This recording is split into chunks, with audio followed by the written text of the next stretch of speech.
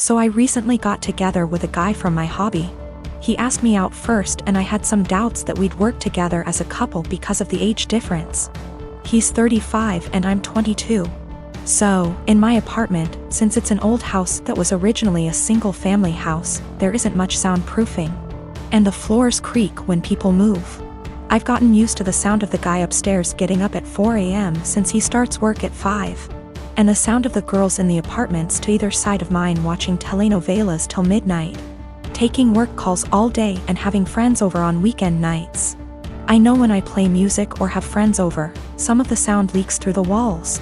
So I'd never get upset about hearing my neighbors because it goes both ways. So, when my boyfriend started coming over more often, he had complaints about the neighbors, which put me in an awkward place. He wanted to go speak to them or have me text them and I said no. For example, one of the early times he stayed over we went to bed around 10. He wanted me to ask my neighbor to turn down her TV. I said she didn't have it that loud and she turns it off at midnight anyway. At 4 a.m., he got very irritated with my upstairs neighbor getting up and cooking breakfast. I said that he would be done by 5 because that's when his shift starts. At 7 a.m., he was still trying to sleep in and the neighbor on the other side had some work calls that he said he couldn't sleep through. I offered him earplugs and he said he couldn't sleep with them in either. He wanted me to ask her to quiet down. He had similar comments every time he heard someone else in the building just living their life, especially if it was when he was in bed. I got frustrated with my boyfriend and told him, you can't expect to date a hot young 22-year-old and not want to deal with a 22-year-old's living situation. I don't know if you realize, but this is a normal apartment for someone my age. Hell, my neighbors are pretty great. Nobody's throwing loud parties on work nights. Nobody's having screaming fights. Nobody's having babies. The hot young part was in sarcastic air quotes because those were his words, not mine. He got irritated and asked why I was bringing age into it. And I said it's because he can't both want someone so young and also want someone with house kinda money. And he was being so out of touch with how normal people in their 20s live. He got really irritated with me bringing age into it. And even more annoyed when I'd respond to his neighbor complaints in the future with, okay, boomer. Or tell him that if he wanted me to have a rich person apartment, he could pay for it. It's not possible for me to get to his house on my own because I don't have a car and the buses don't go that far into the suburbs. So that would mean him driving 30 minutes from his house in the suburbs to pick me up, then an extra 30 to drive me to his house. Then an hour round trip early in the morning to get me home in time for work. It's a lot easier for him to visit me in the city. I am using boomer as a joke or a figure of speech to say acting out of touch and entitled to tell other people what to do. It is a common figure of speech to say, okay, boomer, to someone who is acting entitled regardless of their actual age. It's more of a mindset thing. I googled his property records for his house and he CO owns it with a woman who shares his last name. Holy shit. I don't know if she's his wife or ex-wife or what, but I'm out of here. I'm honestly freaking out right now, but I just gotta say, great big thank you to everyone who noticed red flags and made me question that. I've blocked his number. He can have fun figuring out where I went. My fiancé, Charlie. My sister, Kendall.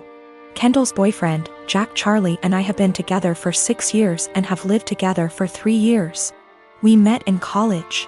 Our relationship is awesome. I love him more than anything and I know he's the one I want to spend the rest of my life with. We're best friends, we make a great team, and we're really happy together. So no problems there. Kendall and I have always been close. We've had normal sisterly arguments and whatnot, but I love her and she's family. I don't really know Jack that well, but he seemed like a nice guy, which obviously isn't the case, and we've all gotten along until now. Kendall and Jack have been together for 2 years.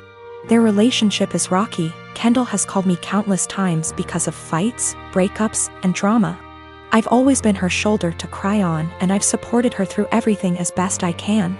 She has gotten jealous of my relationship with Charlie, saying things like she wishes she could have a perfect relationship like ours and she wishes she could have that connection with Jack. Recently, within the last 2 months, she started saying things like I should just steal Charlie from you and I wish Jack was more like Charlie. I think Charlie and I would be a great match. She started flirting with Charlie, which made him super uncomfortable, and overstepped boundaries. I was uncomfortable and upset with her behavior. We had a serious talk and she broke down. She told me she was going through a rough patch with Jack and wasn't handling it well. She apologized to me and to Charlie, and told me she knew what she did was wrong, it wouldn't happen again, etc. Charlie and I talked about it and we decided to forgive her. At the time of the incident, Jack and Kendall were still going through a rough patch. 2 weeks ago, Charlie invited close friends and family to dinner. This included Jack and Kendall. It was at the restaurant Charlie and I had our first date, down to the exact table we sat at. We had talked about marriage at great length, so I had a feeling. Lo and behold, Charlie proposed to me. It was perfect. I was so happy. I cried like a baby.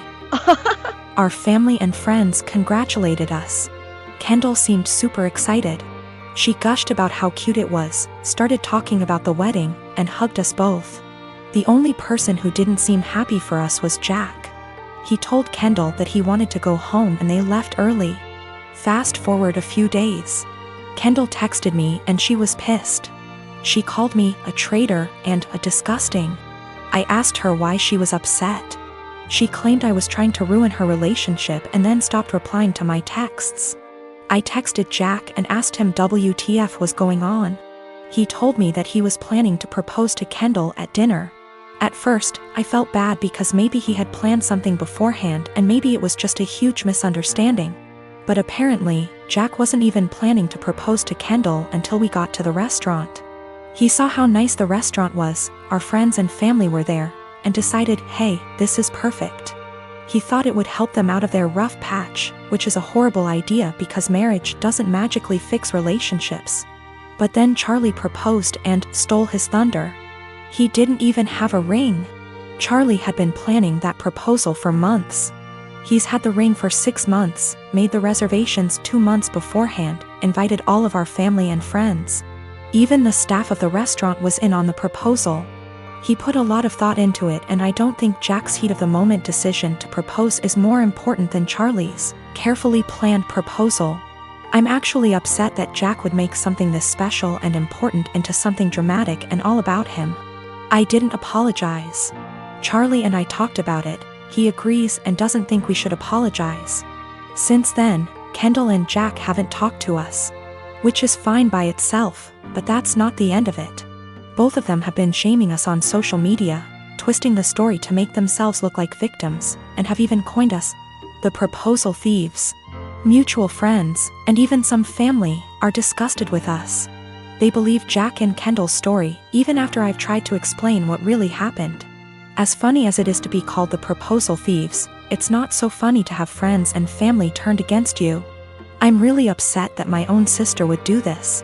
Charlie has been super supportive and sweet through this mess. We both agree that we shouldn't apologize and have been standing our ground.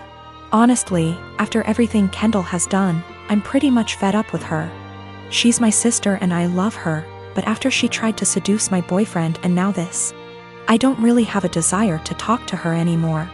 Which sucks, because we've always been close. I think Jack has turned her into this horrible, self-absorbed person, and it's just... I'm not talking to Kendall right now and have no plans to talk to her until we receive a sincere apology. Even then, I think I might limit contact if she stays with Jack. I can't wait to see what a mess actually planning the wedding will be. The people who believe Jack and Kendall's story are the ones who were not at the proposal dinner. A large amount of mutual friends who weren't there plus extended family believe the story. Our parents, Charlie's siblings, and the few close friends that were actually at the dinner do not believe the bullshit story. We just haven't made a post addressing everything / telling our side of the story because we wanted advice on how to approach it. I own a small condo in Orlando. I bought it while working for the Mouse, and my friend Ben lived there with me. Ben's a cook and is rarely home. He has a large room that is accessible from outside and attached bathroom that locks to the rest of the house.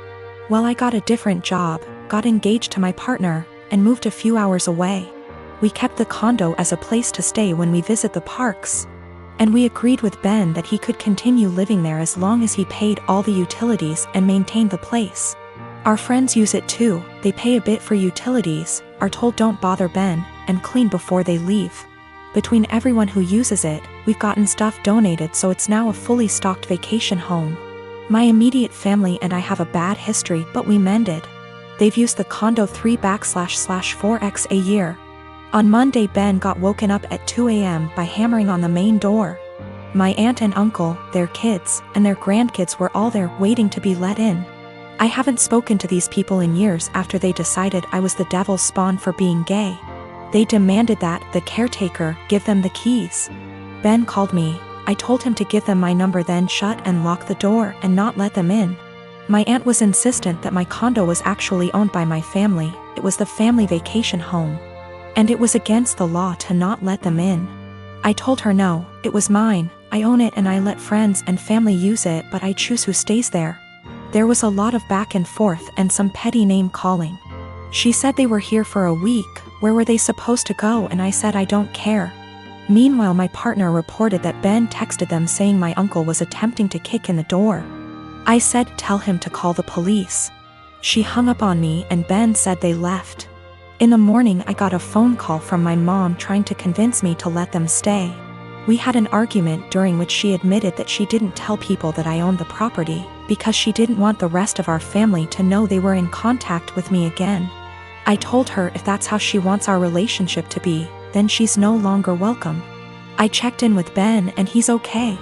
Today my aunt sent several texts asking to stay at the house because they hadn't accounted having to pay for a hotel, and they had planned to just buy groceries and use the kitchen. I told her no. She said they were about to be out on the street with their luggage. She called me cruel and heartless and that I was ruining Disney for the kids. That made me hesitate, probably because I worked for the mouse. I know that particular family line has very little money. Yet I find it hard to believe someone would plan a whole vacation without accounting extra funds for it. But the kids are really young. I'm so furious over the homophobia that it feels like a point of pride to deny them access. My sister is severely autistic. She requires attention almost 24/7 and cannot be left alone. She is nonverbal and cannot take care of herself at all.